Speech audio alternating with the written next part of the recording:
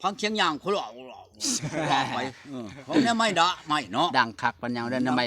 ม่เป็นหูจ้ะเนาะไม่เป็นปองตัวเฮือนเมียคอยน่ะก็ไม่เลี้ยนลำนี่สิว่าได้ฉันเฮือนใกล้กับชิงนี้อยู่เฮ็ดกันน่ะเขาหลอกจังได๋คอยอะไรบ่คอยไปหาขี้ดื้อใส่ขี้ดื้อจะบ่ทำงานกลางคืนนะบ่ตู้คนขี้ดื้อจะบ่คอยเป็นคนขี้ดื้อโยพยานจะนอนหลับแล้วเนาะจะได้กระทึกเขาว่าพื้น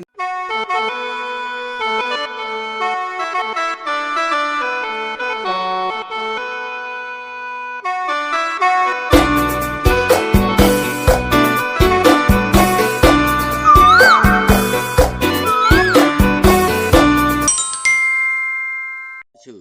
เขียนเบี้ยเจียเงินกับเมื่อไรก็บอกว้าวตีเนาะมาหยังแนวอบรมก็อบรมตีเฮาก็บ่แม่นควายเอ้ยน้องเฮาก็มีพิษหยังพิษแม่นเล่นเพียงนั่นก็เว้ากันซะก่อนตีอันนี้บ่เว้าหยังเมื่อเฉยอยู่จำกันกับควายมันบ่แม่นคนควายอันนี้โยพิษแม่นเล่นเพียงนั่นก็ห้องไปใช้ตีเคยค่อยตีค่อยฆ่าบ่อันนี้หารายได้ขายหีหลานหีลูกเงาโกยหยิบไปขายโลมันเมื่อไรขายให้ผมใหม่อีกจักหน่อยเลยคอยจะบอกกี่ดอกสิว่าอันอีตานี่นั่นควายบ่ในแผ่นดินลาวนี่ภาคความดินนี่มันอยากทั่วบดได้มันยังมันก็หูจักเบิ่เลยได้จนหอบประเทศลาวแล้วได้เอาแล้วอีตานี่นั่นสิว่ามันคนชื่อบ่อย่าได้เด้อไปเฮ็ดได้เด้อคอยจะเห็นนะให้เจ้าเห็นแล้วแต่มันเวินอยู่ไปอยู่เทิงผ้านี่สิเอามันตกใช้หน้าแข้งเจ้าให้เบิ่งดินี่ชัดลงมาวูให้เบิ่งโลดนี่อันแล้วมันเวินอยู่ผ้าสิเอาให้มื้อเจ้าเบิ่งโลดน่ะนี่มันหักมันบ่มีแล้วนี่แต่เก่าแล้วกี่น้อยนี่ค่อยปีกชื้นนี่แม่นบ่หั่นนี่นั่งอยู่ด้านแล้วน่ะค่อยอันจักค่อยหยังผู้อยู่อากาศพุ่นใกล้ชุงบ่ได้บางสิวังช่องอันลักพุ่นตะนีหาเหลวนะเห็นจำช่องนิ้วนี่ก็บ่ได้นี่คอยว่าเรื่องเชียวเหลวตัวนี้ลงมาตกใส่เจ้านี่คือว่าบนฮอดช่องนาทีชำแปะใช่นั้นแข่งกันมันสินั่งอยู่บ่ตกนั่งตายแล้วว่าตกอันแล้วนะมันก็ตายแต่เถิงบ่ได้ลงมาเนาะว่าลงปลัวโลแล้วบักใจลิ้นอันใดแล้วใหญ่เห็นบ่แล้วก็หาไม้มาแล้วก็เผาทหารโลแล้วเผาแล้วก็ชวออกมาแล้วขี้ปิ้งกินเอาเลยแล้วว่ายับตับใช่เบิดเลยแล้วเอามันตกลงตัวเองมันตกชนิดมันก็แตกแล้วบ่แค่เพียงตอกอยู่ในพวกมือนี่แล้วบิดมันหุ่นมันก็ลงมาใส่ใกล้ๆหันแล้วมันชิอยู่ตกลงมาเป็นแล้วนี่ก็แล้วจนเผาจนปิ้งกินเป็นยังฉันเอาแล้วผู้นี้ก็มาชอบไว้นะนี่แล้วจะว่าอยู่ทั้งผ้าลงมาจนกับมันก็ยังเป็นคือเก่าแล้วเนาะแต่มันตกลงมานะแตกเนาะเจ้าจะเข็นบทบาทมากะเมื่อใหม่มาแล้วเจ้าเอาไก่เด้อมาถือเอาไก่มาคอยบ่เฮ็ดไก่คอยนี่กันไก่เจ้าเอามาโลดคอยสิเฮ็ดให้เจ้าเบิ่งเห็นได้จักเฮ็ดได้แล้วเฮ็ดให้มันตายแนวอื่นเราบ่เฮ็ดบ่ได้ไก่ปล่อยไว้แบบนี้แหละเฮ็ดเลยบ่ถูกหรือว่าหักมื้ออื่นเนี่ยมันวันฉินมื้อฮื้อเนาะมื้อฮื้อละมีบ่งัวตัวคักๆเจ้าอยู่ในเฮือนน่ะเห็นได้งัวคอยสิลองเบิ่งให้ลองเบิ่งอันนั้นข่อยมันตายแล้วก็พากันเผากินเอาบ่อยากรู้จักว่าเอาแม่งัวตัวนี้ว่าฉันคอยสิลองเบิ่งลองให้เจ้าเบิ่งงัวเจ้านั่นลองแบบใดบ่ได้ก็ตามมื้ออื่นนี่ค่อยบ่ไปมื้ออื่นมันวันฉินมื้อฮื้อเด้อค่อยสิไปบ้านเจ้าไปกินงัวค่อยสิเอาเบียร์ดอกเอาแต่บ้านน้อยๆนี่ไปกินงัวเจ้าน่ะกินเห็นได้งัวอยู่เรามีเวทีจักกินได้มันตายก็กินแล้วเจ้าสิเห็นได้จังหรือสิพังดิ่มบ่แบบว่าตายแบบบ่ต้องให้แบบบ่ต้องฆ่าบ่ต้องอันนั้นมานะบ่ได้ฆ่านะมันชักตายบึ้มๆให้เจ้าเบิ่งนี่คันว่าอยากฮู้จักว่าตู้ก้อนนี่มันเป็นอันใดนะเอาบ่มื้อฮื้อก็สิไปตู้ก้อนเว้าซื่อๆเนาะอันพัดอันบ่เจือดแน่แต่ไผแน่บ่ไปทั่วแล้วไปอันนั้นทุบกันอยู่หั่นนะอยากฮู้จักเนาะแม่นบ่ว่าหลายดอกนี่เว้าได้บ่นั่นอันนี้แหละคันบ่ค อยบอกเวียนซะก่อนบ่แล้วบัดคือกันกับเมื่ออันเช้าอันเจดาวบ่จักกันตันหาแล้วบัดข่อยอยากบอกผัดบ่ให้อันนั้นอันนี้คือแล้วเจ้าบ่จักข่อยสิบอกอยากเห็นบ่อยากให้ข่อยบอกบ่อยากเบิ่งบ่อยากเบิ่งแล้วบ่ฮือข่อยสิไปเออไปหาอันเจ้าอยู่ในนา คือไปเชิงงัวตำโคกเป็นร้อยเป็นพัน เอาเป็นบาปเป็นพันกับอันนั้นของเขาเป็นโทษได้เนาะ ปัดเขาสิฮู้ โอ้ยเว้าเนี่ยบ่ เขาบ่ฮู้เนาะ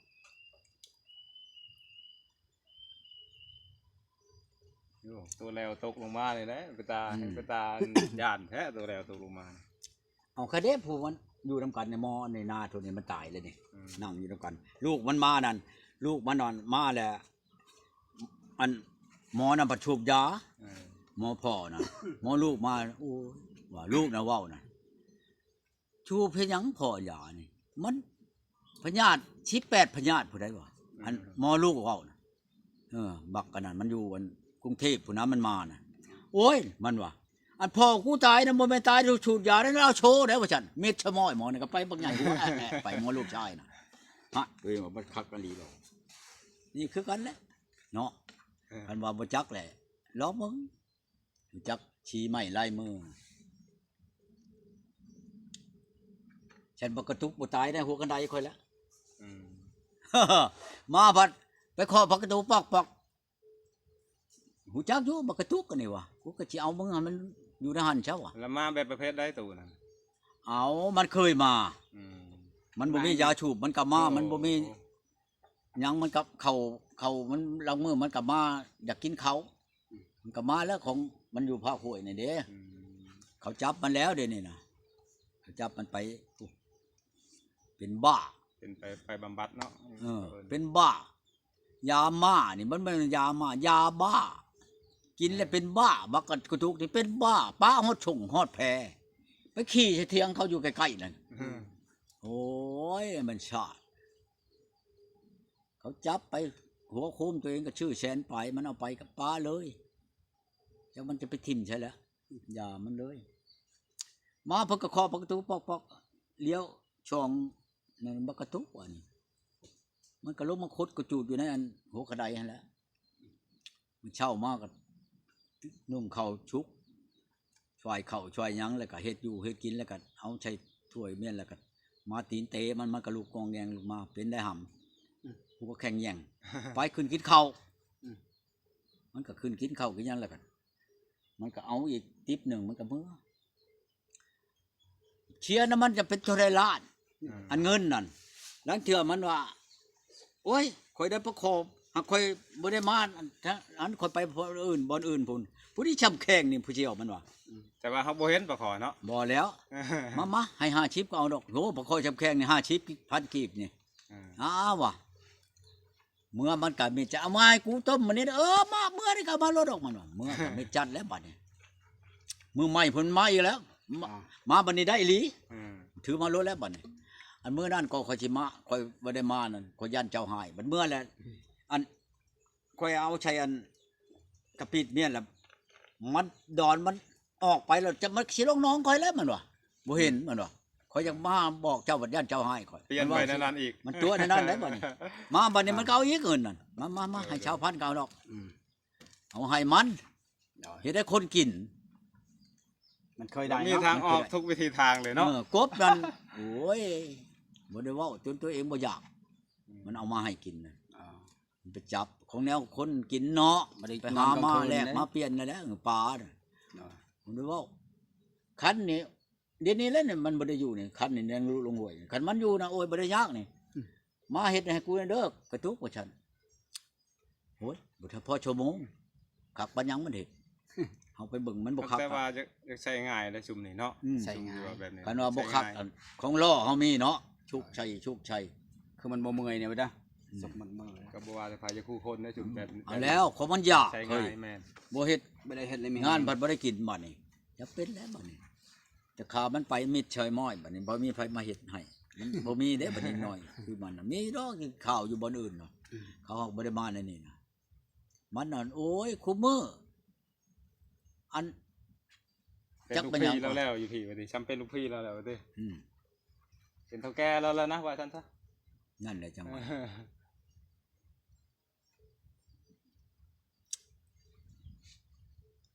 วานนี่นั่นเจ้าไปบ่ทันอันผู้ชาวบ้านหน้าหันนั่นเจ้าไปอันไหนเบา โย เจิดไปล ผ ง ม คลิ ว่า ป เพื่อสิแลนออก ผู้ชาว มา ชอก เนาะ คุณนางนาวะในดอกเราค่อยน่ะมีผัวแล้วคุณนางนาวบ่มีบัดนี้อ่า โดย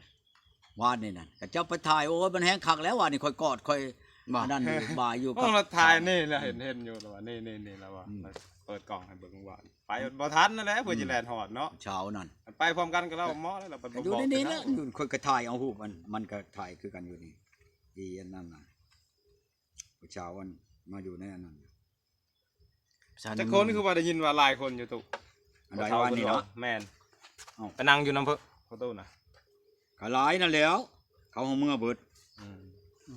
มันว่าหลายคนอยู่ได้แบบโอ้ยเสียดายนี่ว่ะ ปัดผู้ เคยมีแล้วว่า หืม แล้วเคยมีผัวแล้วเลิกกับผัวว่าแล้วบ่เคยมีแล้วผู้เจ้านี่ มีแต่ก่อนก็มี งามเนาะ ปกันงามคนบ่งามบ่ได้คนในเมือง เนาะ เนาะ นั่นแหละในคนในเมืองเก่งกอกแล้วบ่ผู้ใหญ่ บ่ได้ทุกเฮียงนะแต่เบิ่งคน งามเนาะ ผู้หนึงนั่นก็